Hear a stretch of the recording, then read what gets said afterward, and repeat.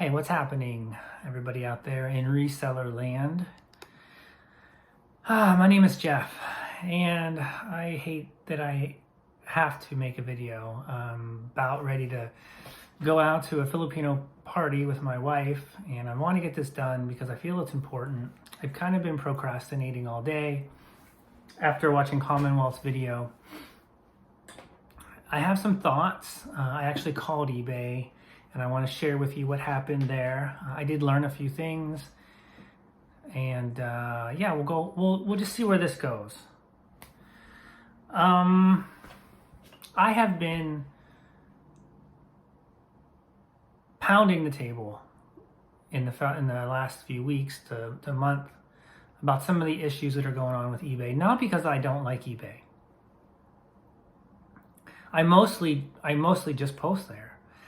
I haven't really gotten into cross posting yet, but there are some things going on with eBay that are just very concerning from a seller's point of view and the stability of whether or not one can actually build a long-term business on eBay. And I believe that we are at a crossroads. I literally said this to one of the agents today. I said, I believe we are at a crossroads where some of these secondary and tertiary selling platforms really have an opportunity to gain some massive market share from eBay if they don't fix some things. They have really ticked off a lot of their sellers. And while I hate what happened to Kevin over at Commonwealth, and if you haven't watched his video today, I'll link it in the bio. You have to watch it. And things like this happen to normal people. And when I say normal people, I mean sellers who don't have the social media audience that he has all the time. And I think it's that the incidents like that which cause us to not really feel safe. You know, eBay always talks about the buyer experience, but what about the seller's experience as well? Like they need us. They won't admit to it, but they know that they need us because they're trying to fee us to death. And this isn't about what eBay does in terms of being bad. I really want to focus on solutions. And I know they watch our videos. I know they do because, so let me just get into. So based on what happened with Kevin, and I mean, I've expressed some of the same concerns that he has about having exposure in the social network realm as to whether it's actually worth it as a seller to kind of put themselves out there and, you know, be potential targets for competitors or disgruntled viewers or disgruntled buyers.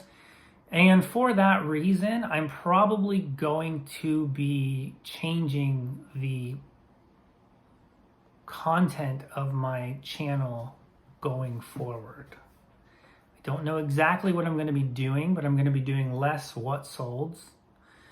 Maybe I'll be doing more sourcing videos. I'm just going to be doing... There are a number of reasons where showing you what I sold is not necessarily... The risks outweigh the rewards. Let's just say that. I can talk about some things that I sold. I can show you my local sales, as there's no way to really, you know, that's not competition to me. There's nothing that, you know... I'll just leave it at that. But based on what happened with Kevin's, and I suggest you actually watch his video before you watch this video. I called into eBay today. I wanted to express some concerns. I wanted to if you sell on eBay and you're not happy with the status quo and you're not calling into eBay, you're doing a disservice to yourself and you're doing a disservice to all the other buyers, the sellers out there who are experiencing problems on the platform. Because I do believe that eBay would change quicker if more people are calling in. And the rep that I got, so we were talking, And I was calling in to discuss all of, and another thing that I had brought up to the rep and that I haven't really touched upon is all the counterfeit and Veros. Well, I mean, I've talked about Veros that really seem to be happening right now. Like, so many people are getting hit with counterfeit claims of items that aren't counterfeit. And most likely it has to do with the AI technology that they purchased back in the summer sometime. I can't remember what it's called. I thought I had it written down, but I didn't. It's gotten to the point where I'm legitimately scared to list certain things. I've taken some items down because, you know, I'm super paranoid. And I was expressing some of these concerns to now this is the first level customer service rep. So frontline, gatekeepers, no power.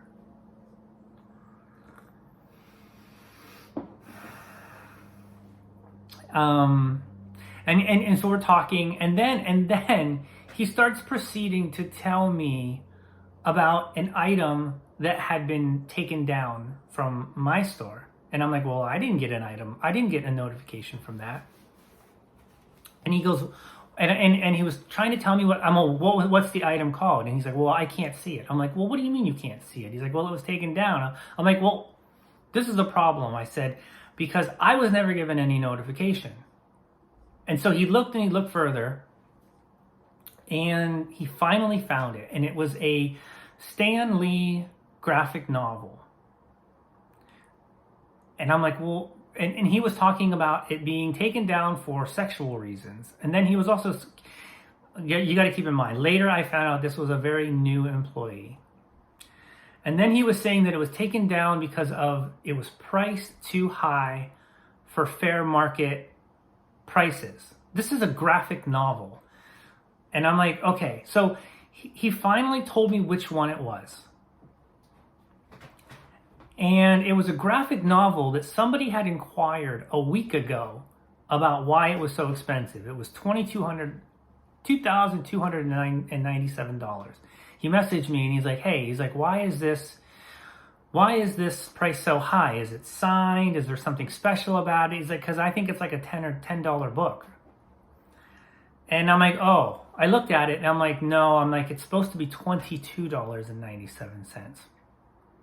And I'm like, I can't remember if I thanked him for the heads up or just in my mind, I was like, oh, I'm glad this guy messaged me because obviously it's never going to sell for $2,297.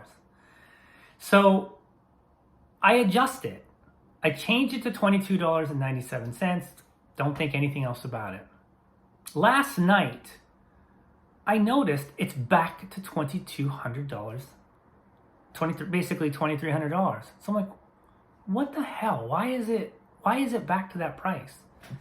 So I delete the listing and then sell similar, and I'm thinking, I don't know, maybe there's a glitch that eBay keeps, and I have seen this before, but I don't know. It never really affected me to where I felt the need to, well, okay. This has just been a really crappy day. I'm tired of every day there being a something new that we have to worry about. Part of me thinks ignorance is bliss. I should just log off of YouTube and never log back on too, to be honest with you. So I say to the representative, you didn't take this listing down. I never got any notification. I actually removed the listing. And it turns out that the buyer who messaged me a week ago ended up reporting this listing as price gouging. eBay looked into it. They determined that it's not price gouging. And so later when I spoke to a manager, he explained this to me. He was basically saying that this customer service rep, the new one, didn't really know what he was talking about. He was looking at these messages, but he wasn't diving into the messages enough to get to the point to where it showed that eBay investigated this item and determined that it's not price gouging. Now, yes, it was mispriced, but there are two issues here. There's actually a couple issues. Number one, why was it at $2,297 in the first place? Did I just make a mistake?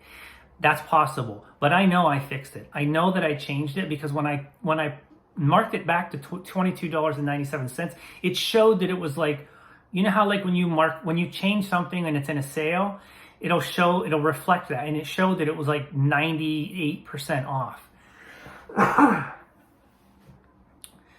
So I was reported by a fellow buyer or a buyer. He said that I was price gouging, and then eBay looked into it and determined it's not price gouging because it's a collectible, and we can determine any value we want to as a collectible.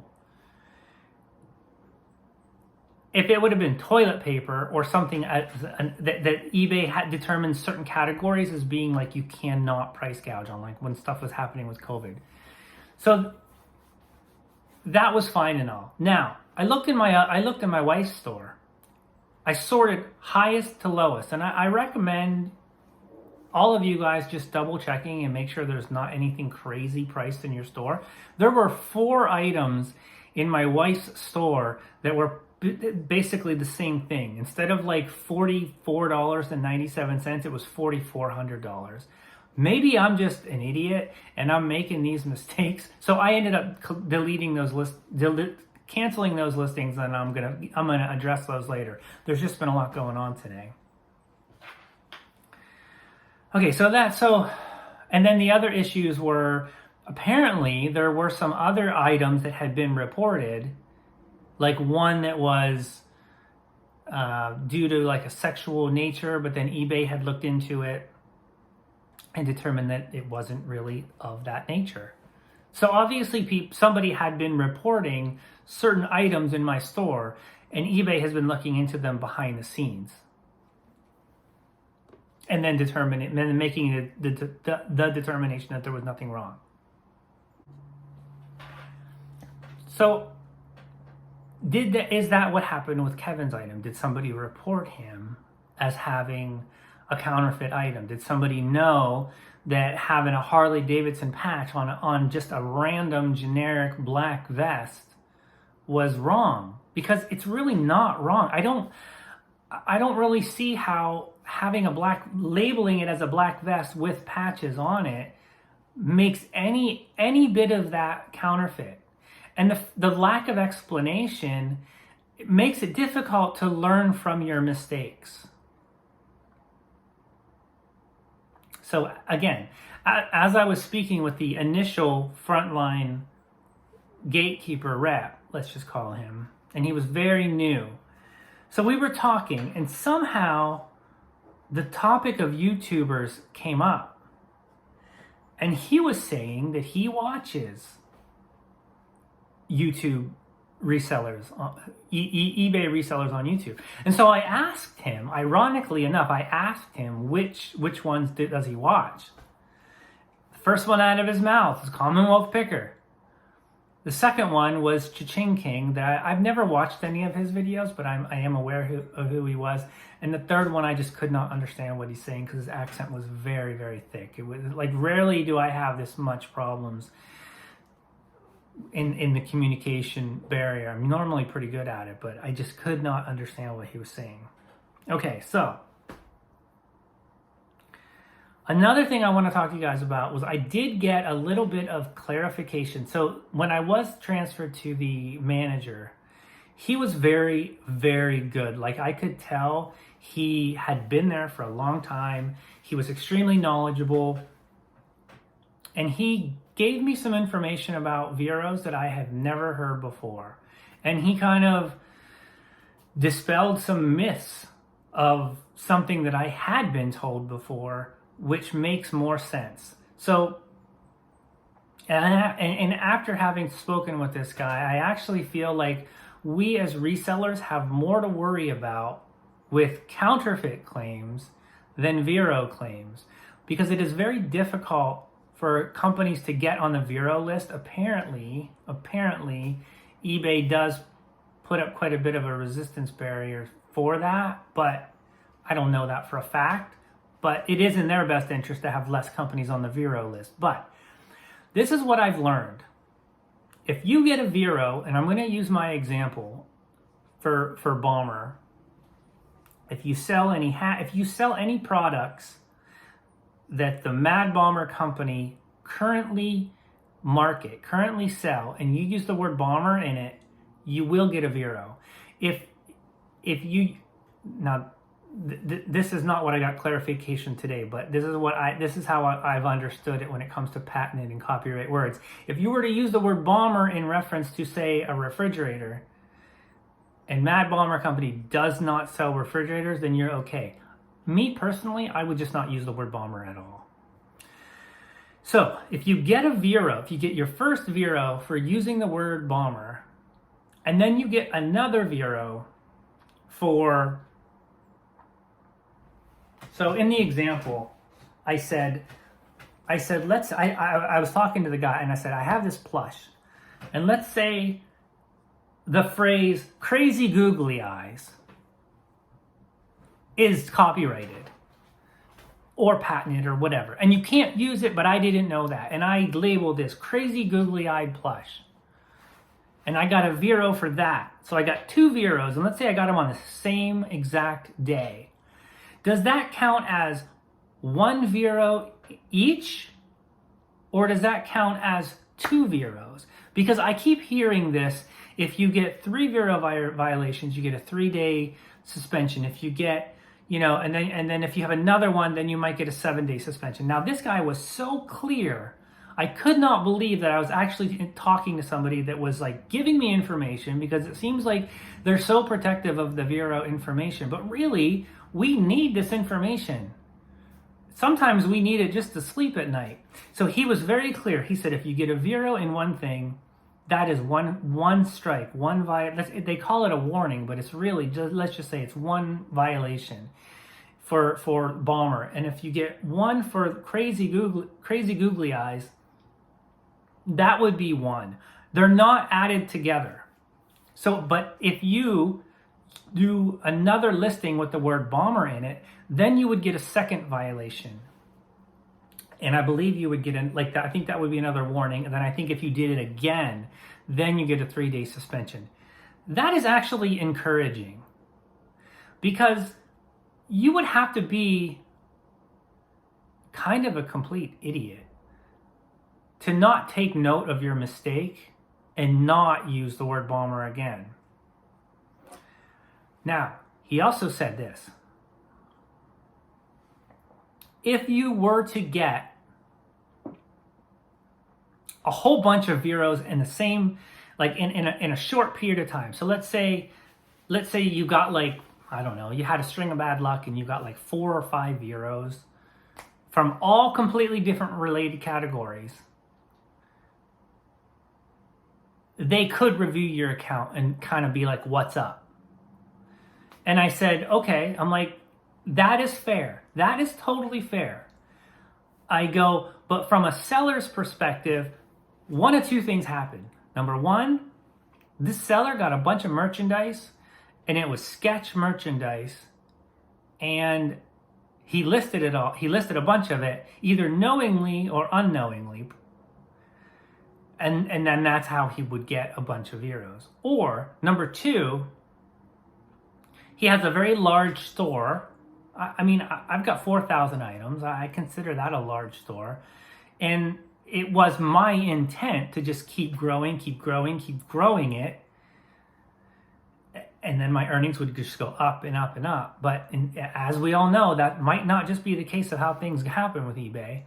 But if you have a large store and you just get some crap luck that you just happen to get a string of Veros, that could happen too. So those are the 2 scenarios where I could see somebody getting like a rash of 4 or 5 Veros from totally unrelated categories, all in a short period of time.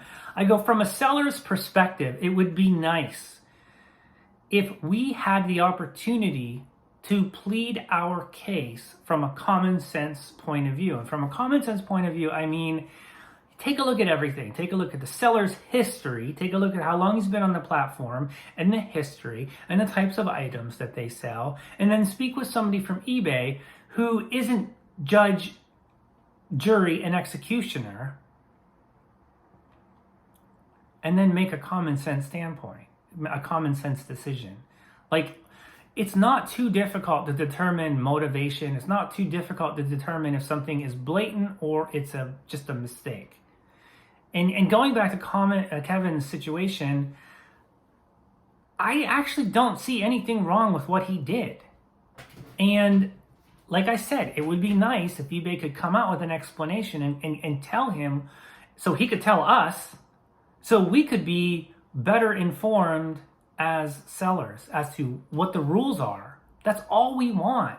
Like, all I want is to be able to sell on a site where things are fair for buyers and for sellers and pay reasonable fees. That's all. That's all I want. I mean, what do you guys want out of a platform? So I was actually kind of relieved to hear how the Vero system kind of works, because I always wondered, because for instance, what's his name over at Harry Tornado, I don't know if it was like 8 months ago or a year ago, he was selling some books that he got out of the like a discount bin kind of thing. I don't know. Turns out they were counterfeit. Now, he had been selling them, and he had been selling them. Like, I think he said he sold like 8 or 9 of them. I don't know. Don't quote me on that.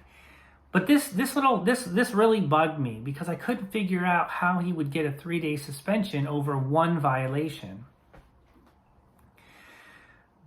And so this is why I think that this person I spoke with today is actually accurate, because it wasn't just one violation, right? It was technically like however many times, even though he wasn't told after the first one, and then he did it 7 more times. It was like they had just sold. So he was selling them and he didn't know that he was selling them, which that, in my opinion, that should not have happened. Once eBay was notified that these were well, actually, now here I'm talking, now I'm just realizing that's not even a Vero. That was a counterfeit claim. Yeah, I actually don't know. If anything, I'm kind of transferring the Vero information that I got into the counterfeit information, how the counterfeit system works. But that was the other thing. So I was trying to get the information out of the guy in terms of how do counterfeits work. If you get a counterfeit item for one item, and then you get a counterfeit claim on a completely random different item, does this count as 1? Does this count as 2? And he didn't really give me any information. He didn't really know any information on that, which, I didn't want to press my luck. I was I had gotten the stuff with the price gouging thing cleared up. I had got the situation cleared up with, selling a sexual material, which turned out to not be. So it was a really scary call, because I called in to kind of voice some concerns. And then as I'm talking to the initial rep, he's like leading me to believe that I'm getting all these takedowns, but not actually getting any notification of any item. Because my concern was, if things are getting taken down and I'm not notified, and then eventually I find a comic book that's not listed, and I think, oh, why is this not listed? And then I list it, and then that was the issue that eBay originally took down. eBay would easily see that as like a repeat violation. And things like that happen all the time. Like, I believe Kevin literally was just mentioning how he got something taken down, but he never got any notification of it. Okay, I want to make a little correction there. Harry Tornado's name's Josh. I know that, so I called him Harry, but yeah, his name's Josh. Okay, so one other point of this conversation that I wanted to share with you, and it's things like this, which they're so frustrating. So I was talking to him about like all the counterfeits and how a lot of them are in the hack category, and it got us talking about I gave him an example. I said, what if I have like a Philadelphia Eagles hat that has a Budweiser logo on it, and I list it? I'm like, I don't know if it's counterfeit. How would I know if it's counterfeit? And then he went on to give me this example, and he's like, this is a good example. I'm like, okay. And he's like, you know how when in certain games there's like a championship game, and you know, a company makes a hat for the winner, but they make both teams the winner because they don't know who's going to win. And then at the end of the game, they supposedly pull all the hats of the losing team, and they're not supposed to like put them out there. But he goes, what that company does, and this is the example that he gave, is that company will sell those hats to some sort of like liquidator or something to get rid of them. So they get something, so they recoup those hats, the money that they put in producing those hats. So the company that made them, for example, let's just say the Philadelphia Eagles are playing the Denver Broncos, and the Eagles lose, the Broncos win. So all the Bronco hats go out, but all the Eagles hats stay with the company that produced them. Let's just say Budweiser in this instance, but then Budweiser will sell them to a liquidator. Those are considered counterfeit hats. I'm like, but they're not counterfeit. They're like, the company made them. They're like, yeah, I know. It's a gray area. And I'm like, but why are you punishing small sellers for selling a hat that it's not that it's counterfeit, but the companies, it's so hard to get on the Vero list sometimes that's how companies, they get around that, is they just say it's counterfeit. Or even worse, a fellow buyer or a fellow viewer who has a disgruntled agenda against somebody can do that as well. And I think this just really, the bottom line of this video is the instability that we have selling anywhere, really. But I don't know. I don't know what the answer is, guys. It's pretty brutal. It's, you know, we're not doing anything wrong, and there's no communication. There's no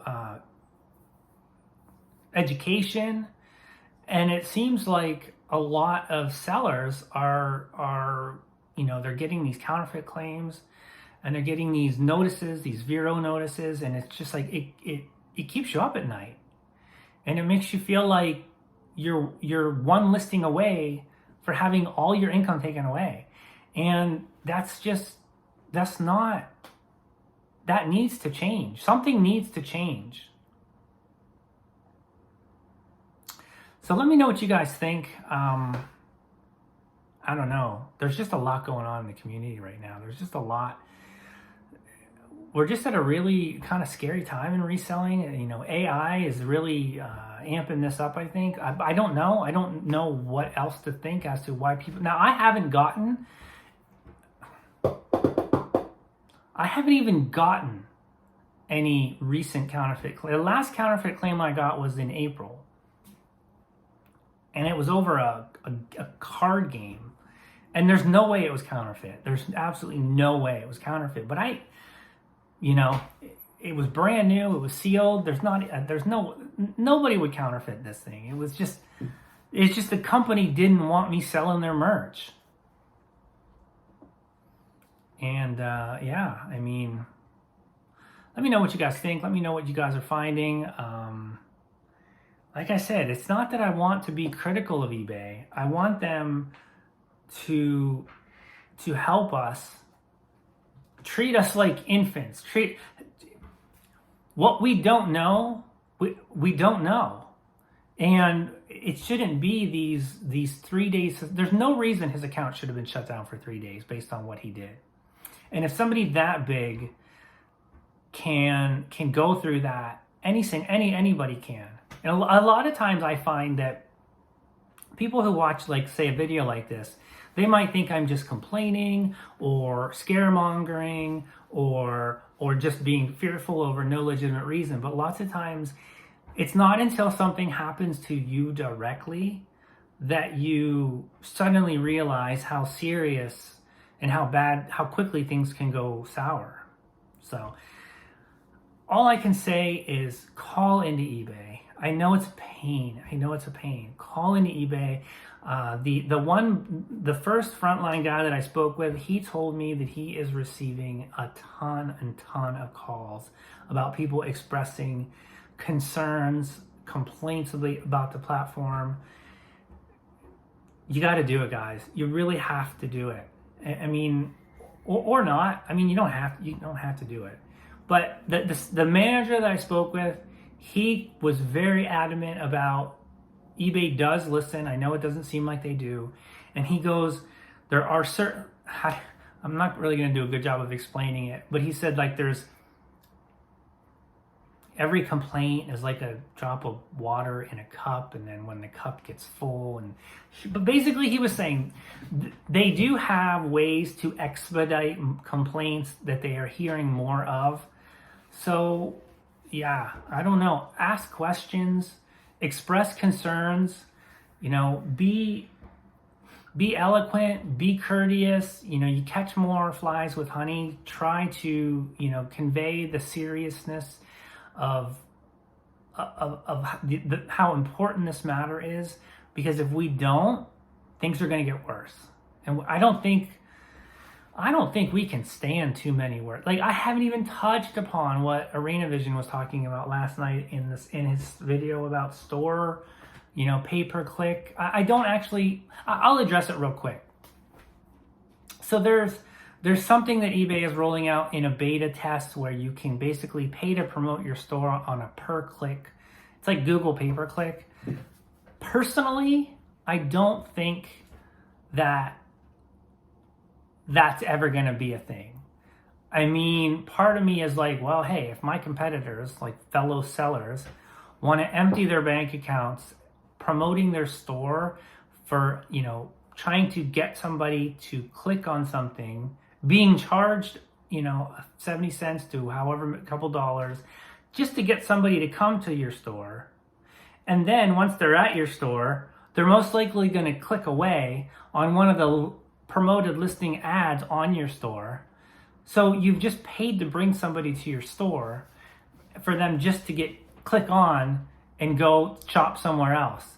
Like, it's brilliant if you're eBay, because you've basically just created some money out of thin air. You've basically just created money from a couple clicks. Like, it's brilliant. But it is the worst thing that you could do as a seller, is to spend any money on a marketing campaign like that. In my opinion, I think that's the quickest way to go broke. So I don't think sellers' profit margins can withstand much more in terms of, fees. We are getting feed to death. And with the fees increasing to ridiculous rates and the shipping and handling continuing to go up, sourcing is getting harder and harder to find. In my opinion, eBay is actually doing the opposite of what they should be doing. They should be finding ways to help sellers lower their costs so they can continue to do what they have done since 1995, is which to buy material, to buy items, to list on eBay, to sell, so eBay makes a percentage of that. Fair fees, a safe and protective environment for buyers and sellers. That's all I want. Let me know what your guys' thoughts are. Peace and blessings to you guys. Happy Labor Day. Although it doesn't feel very happy right now, because I'm doing labor that I shouldn't be. I should not even have to make videos like this. I absolutely Do not like it. Yeah, I'm done for the night, guys.